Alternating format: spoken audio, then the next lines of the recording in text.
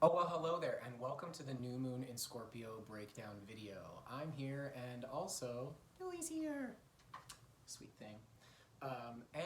We're here to talk about what this new moon is really all about and what it brings. So, new moons are really powerful low tides in our energy cycle here on planet Earth. And the new moon is a powerful time for us to really get our bearings, get our feet on the ground, and move in a new direction. Full moons are great for gathering insight, intel, and the lay of the land. New moons are powerful times to move forward with some conviction and direction. So this particular new moon is in Scorpio, and Scorpio is a fixed water sign, and to me, that feels like the water sign of water sign energies, where where if you can transmute what is releasing at this time, that release, the things that you're releasing can be broken down and decomposed into something that is very much like the ink to write a new story. And it's really important at this time to start writing a new story for yourself, because we're releasing and shedding out an old version of ourselves in this new age that we're in, and as we move into the season that's all about metamorphosis and going within, it's a time to start really rewriting the old version so that when it's time to shed the cocoon and spread your wings, you know the space between what was and what can now be. So, the way that you start writing that new story is by beginning with core values, with your core values. So, in mindfulness and psychology, this core value thing is actually pretty important. And for you, it's about asking yourself the question, in the world and in the human experience, what do you believe is the most important thing? Maybe it's love and connection. And I don't know, it could be making money.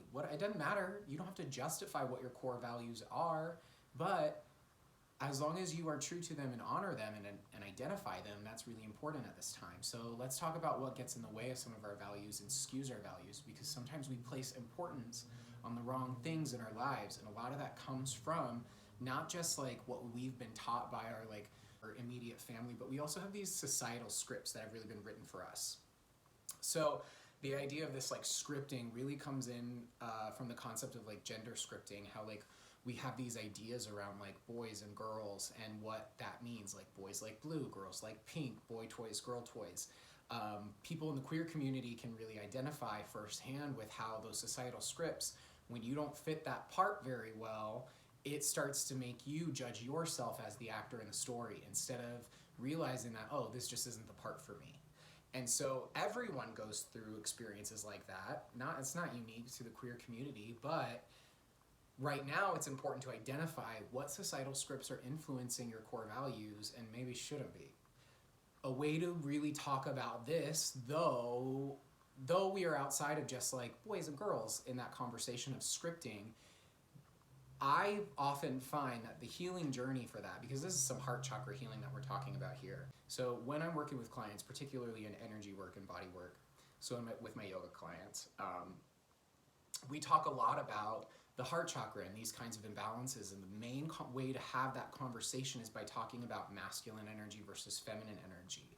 So realizing that you have a script around your masculine energy and your feminine energy and how you're allowed to embody that and how you're supposed to embody that. And when you break the norm, you are either judged by others, or even worse, you've been taught and programmed to judge yourself. So an example of a feminine imbalance would be like to have these ideas, to be receiving the vision, but not have the courage and confidence to make it actually happen.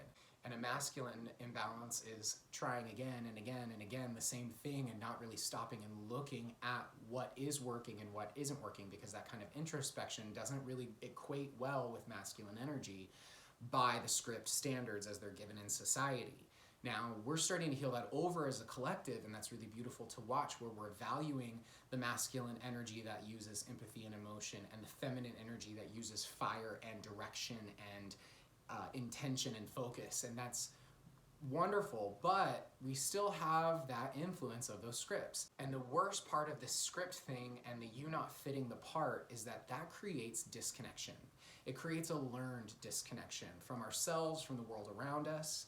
And that disconnection becomes something that we practice, and it becomes incorporated into who we are. But ultimately, I want you to realize that story is something that we use as an excuse for for the disconnection. Anytime we feel disconnected from something or someone, that is illusory in nature. Time, space, all of that is illusory in nature. Anyone who's lost a loved one and still managed to stay close one way or another, you know that that's very true.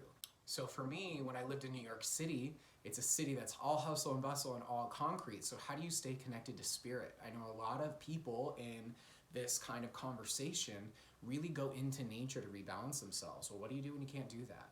You have to realize that how can you not be in nature? You're on planet Earth. That is natural in nature. So all that concrete, all of that noise, all of that energy was just an excuse I was using to stay disconnected from something that I am inherently connected to. So in releasing the illusion of disconnection, I found connection again.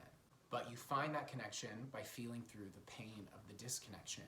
So maybe you grew up in an environment where you didn't receive the love that you were supposed to receive. And that made you believe that you were unworthy of love. And that all together is so painful.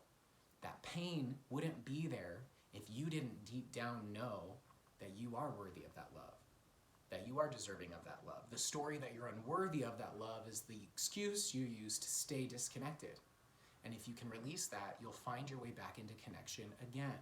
It's because it's like pinched off and you need to release it to let the flow of energy back in. We are bent toward that connection naturally. It's not something you have to force and push into place. It's not a bone that needs to be reset. It's a river that just needs to be cleared, unclogged, and let free to flow again. So, this Scorpio new moon is giving you that space to do that clearing. If you are really resonating with this conversation and you're having a hard time moving through this disconnection back to connection again, I want you to check out on my website the hypnotherapy page, because that's why I became a hypnotherapist, was to have a tool that really helped people rewrite that programming that was keeping them locked in their disconnection. So this week the challenge is identify those core values for yourself. Asking yourself what really matters in this world, and then how can you implement that? How can that be present in every part of your life? How can that be present in your career? How can those values be exemplified in the way you manage your money? How can that be exemplified in your spirituality? How about your environment? The space around you, your home? How about your relationships? How about your romance? How about how you have fun? How can all of these things reflect your values? It's the kind, that is such a, if you want to get into the chakra conversation, that's such a solar chakra, self chakra thing, but it roots that energy through all your other chakras into the earth. It helps you stand tall and proud, and it allows you to balance the heart, because every day you are moving through what matters to you. It's a kind of authenticity that makes it so that the things you desire don't drain you in the not having of them. The dreams that you have, you have this belief behind them, because you know that it's only a matter of persistence, trial and error before you eventually get there. And any work you do towards that is furthering you down the road. That's what it feels like when you're in that kind of space, and it does take that hard work of like really identifying what you value and making every part of your life matter through what matters to you.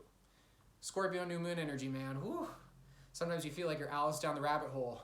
So, with that, next newsletter coming out is going to be for Sagittarius season. And Sagittarius is all about expansion and discovery and learning. And I cannot wait to bring you some good learning in this new Sag season coming up. Until then, enjoy the Scorpio New Moon.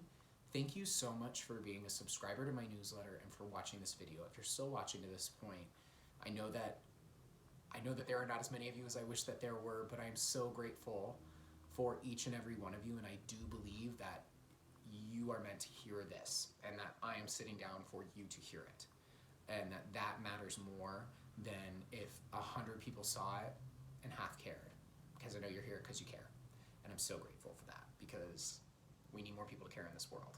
Caring is what matters to me. All right, so thank you so much. I'll see you soon. You're light, You are love, and you are meant to be here in this time, in this hour, calling upon ancient power to be here in physical form. You magical swarm of fairies and angels in this world. Haha. Bye now.